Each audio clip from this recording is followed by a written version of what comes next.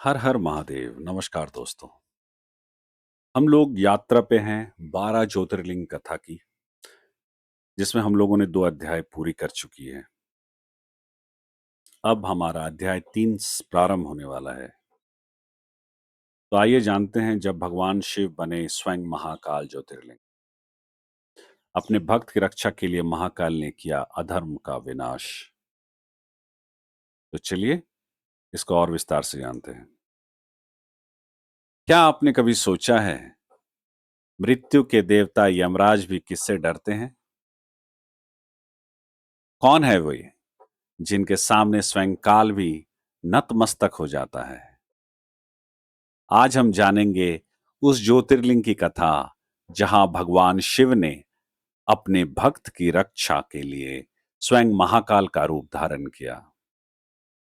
यह केवल एक मंदिर की कहानी नहीं, बल्कि यह संदेश है कि सच्चे भक्त की रक्षा के लिए भगवान स्वयं समय और मृत्यु के नियम भी बदल देते हैं। उज्जैन, मोक्ष की नगरी। प्राचीन भारत में अवंतिका नगरी, जिसे आज उज्जैन के नाम से जाना जाता है, अत्यंत पवित्र मानी जाती थी। यह नगर वेदों, यज्ञों और शिव भक्ति का केंद्र था। वहां एक विद्वान ब्राह्मण रहते थे जिनका नाम था वेदप्रिय। वेदप्रिय भगवान शिव के परम भक्त थे। प्रतिदिन वे मिट्टी का शिवलिंग बनाकर उसकी पूजा करते और पूरे नगर को शिव भक्ति का संदेश देते थे। उनके 4 पुत्र भी अपने पिता की तरह शिव के अनन्य भक्त थे। पूरे नगर में धर्म, शांति, भक्ति का वातावरण था। लेकिन अधर्म को यह सब स्वीकार नहीं था।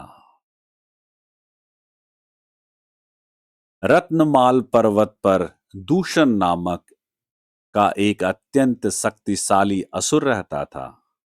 उसने कठोर तपस्या कर ब्रह्मा जी को प्रसन्न किया था और उनसे वरदान प्राप्त किया था। वरदान मिलते ही उसका अहंकार बढ़ गया। उसने ऋषियों के यज्ञ नष्ट करने शुरू कर दिए। मंदिरों को तोड़ा जाने लगा। धर्म का पालन करने वाले को सताया जाने लगा। अंततः उसकी सेना उज्जैन पहुंच गई।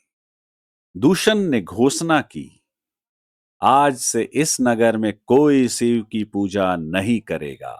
जो करेगा, दंड दिया जाएगा। नगर में भय फैल गया। लेकिन वेदप्रिय और उनके पुत्र अपने स्थान से नहीं डिगे। वे पहले की तरह भगवान शिव की आराधना करते रहे।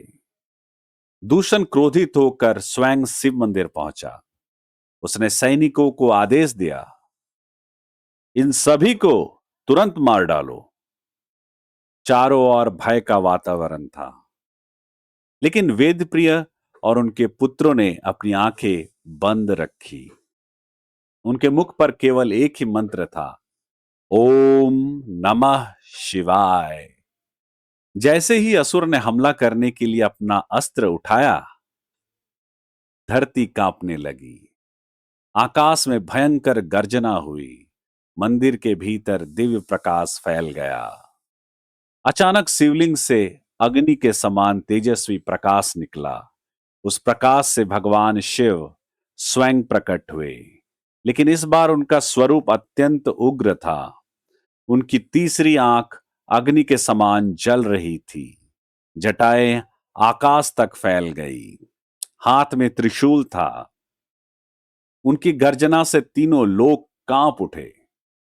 वे बोले, हे दुष्ट, मेरे भक्तों को भय दिखाने का साहस कैसे किया? दूषण ने युद्ध आरंभ किया, लेकिन भगवान शिव के एक ही प्रहार से उसका अंत हो गया। अधर्म का विनाश हो चुका था। देवताओं ने आकाश से पुष्प वर्षा की। चारों ओर एक उद्घोष गूंज उठा। हर हर महादेव। नगरवासियों ने भगवान शिव से विनती की, प्रभु कृपा सदैव यहीं निवास कीजिए, ताकि हम और आने वाली पीढ़ियां आपकी शरण में रह सके। भगवान शिव मुस्कुराए। उन्होंने कहा, जब तक इस सृष्टि में धर्म रहेगा, मैं महाकालेश्वर के रूप में यहां निवास करूंगा। उसी स्थान पर भगवान शिव ज्योतिर्लिंग के रूप में स्थापित हो गए।